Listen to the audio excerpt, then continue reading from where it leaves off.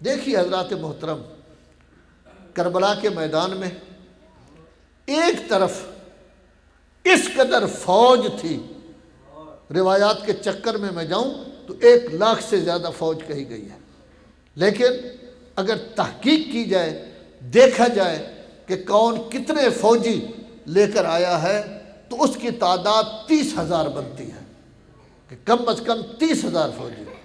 مصر والے کوشش کرتے رہے، علماء نے انہوں نے بڑی مشکل کر کے کہا ہے کہ 6,000 فوجی تھے۔ روایات 1,00,000 سے زیادہ کی ہیں۔ ان اشخاص کو دیکھا جائے جو فوج لے کر آئے ہیں تو تعداد 30,000 بنتی ہے، لیکن مصر والے، جامع ازہر والے، انہوں نے کہتے ہیں ہماری تحقیق یہ ہے کہ کربلا کے میدان میں 6,000 فوجی موجود تھا۔ آپ یہی خیال کریں 6,000 فوجی تھا جیسے مصر والے کہتے ہیں۔ دوسری طرف کتنے تھے؟ دوسری طرف کتنے تھے؟ 72۔ علامہ علی نقی نے تعداد لکھی ہے، وہ 102 تک چلی جاتی ہے۔ تو بہرحال زیادہ تر 72 کہا جاتا ہے، 102 ہو جائیں گے یا 72۔ اب 72 میں سب فوجی تھے؟ سب بچے فوجی تو نہیں تھے، اس میں 13 سالہ قاسم بھی تھا۔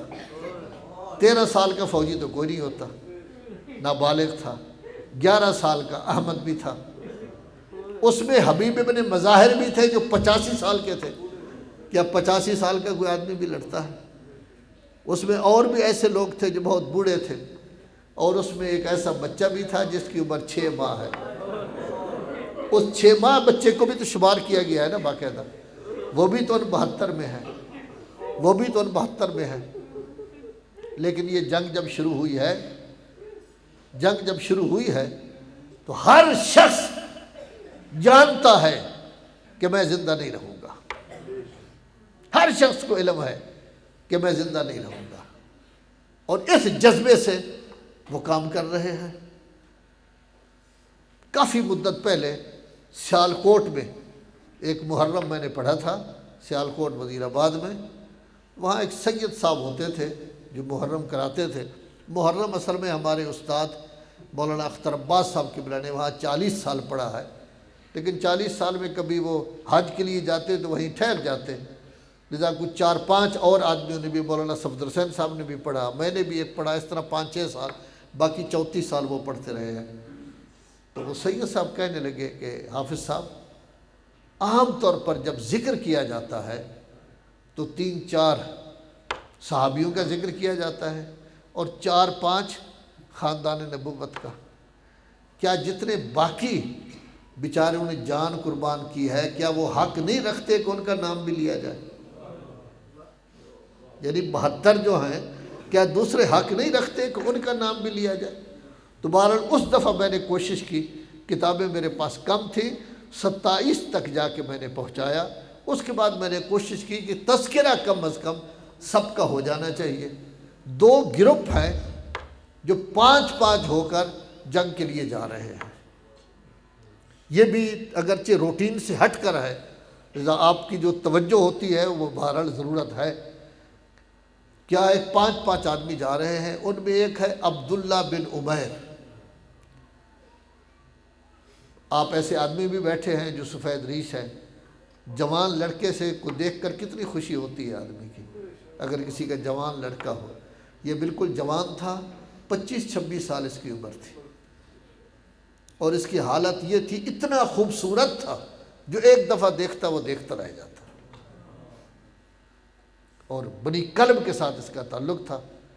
جب یہ گروپ آیا ہے جس میں یہ خود موجود ہے، ایک ہے منجح بن سہم، ایک ہے عمر بن خالد، ایک ہے سعد مولا عمر بن خالد، اور ایک ان میں ہے مجمع بن عائس، ایک ہے عبداللہ بن مجمع، جنادہ بن حارث، اور ایک ان میں ہے جند بن حجیر کلبی، ابو شعشع کندی۔ یعنی یہ سارے مل کے 10 آدمی بنتے ہیں، 2 گروپ تھے، ایک گروپ کے ساتھ عبداللہ بن عمیر تھا۔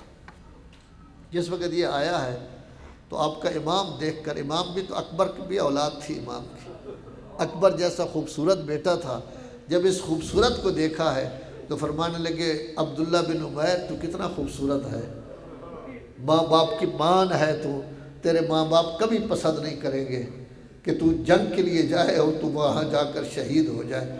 تو کہنے لگا مولا باپ تو میرا فوت ہو گیا ہے، لیکن ماں نے مجھے خود تیار کر کے بھیجا ہے اور مجھے کہا ہے کہ اگر جنگ کے لیے نہیں جائے گا تو میں تجھے بخشوں گی نہیں۔ ماں نے مجھے خود تیار کر کے بھیجا ہے۔ فرمایا تیری شادی کو 2 سال ہوئے ہیں۔ وہ کہنے لگا میں نے اپنی زوجہ سے بھی اجازت لے لی ہے۔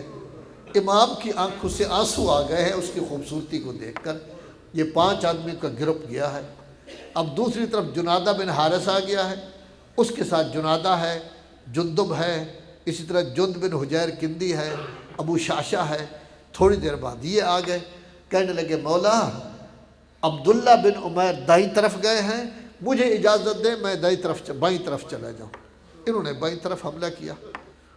عبداللہ بن عمیر کا حملہ اتنا سخت تھا کہ کافی ساری تعداد میں لوگ مارے گئے، لیکن اس کی بیوی کو جب یہ پتہ چلا کہ میرا شوہر جنگ میں چلا گیا ہے، اس نے پرواہ نہیں کہ ایک گرد اٹھایا اور وہ بھی چلی گئی ہے جنگ میں۔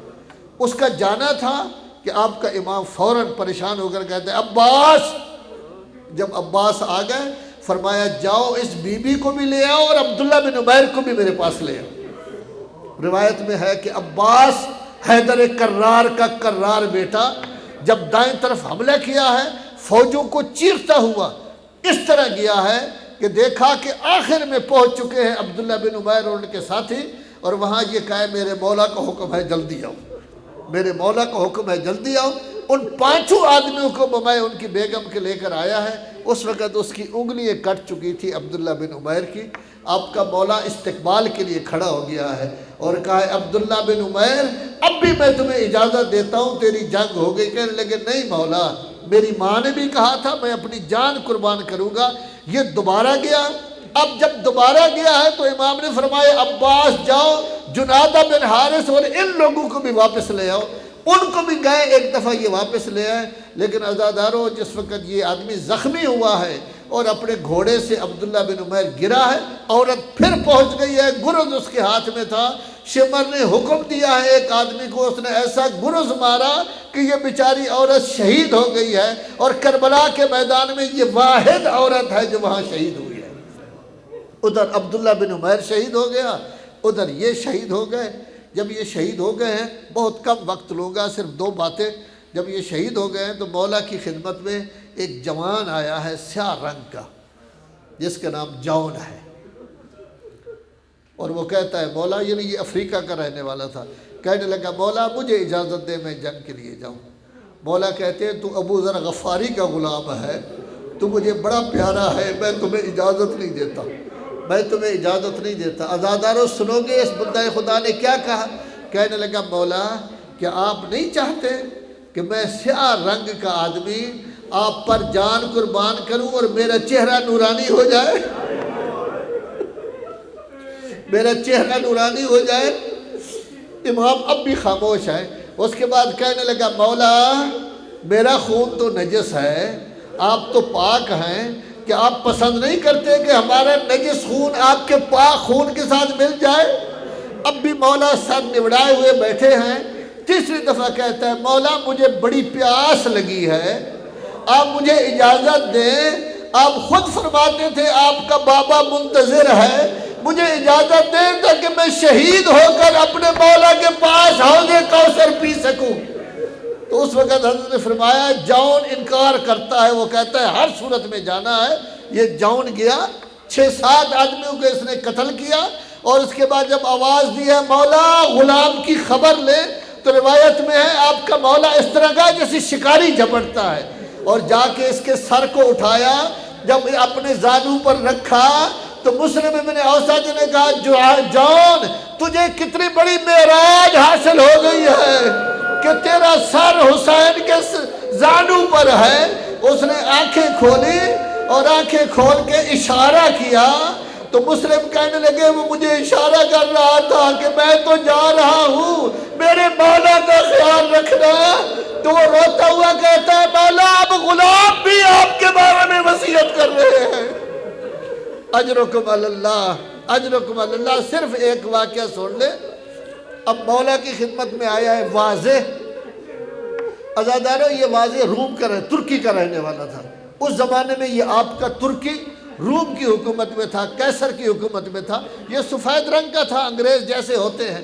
یہ آیا ہے اور کہتا ہے، سر نبڑا کے کھڑا ہو گیا ہے، کہنے لگے مولا مجھے اجازت دو، مولا مجھے اجازت دو۔